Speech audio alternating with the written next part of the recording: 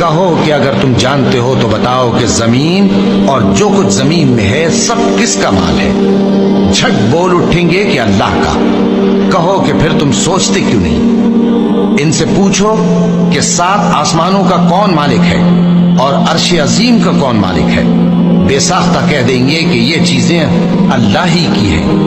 کہو کہ پھر تم ڈرتے کیوں نہیں؟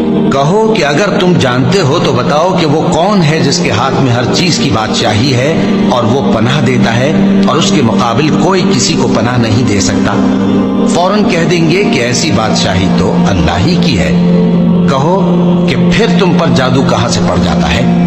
بات یہ ہے کہ ہم نے ان کے پاس حق پہنچا دیا ہے اور یہ جو بت پرستی کیے جاتے ہیں بے شک جھوٹے ہیں۔ اللہ نے نہ تو کسی کو اپنا بیٹا بنایا ہے اور نہ اس کے ساتھ کوئی اور معبود ہے۔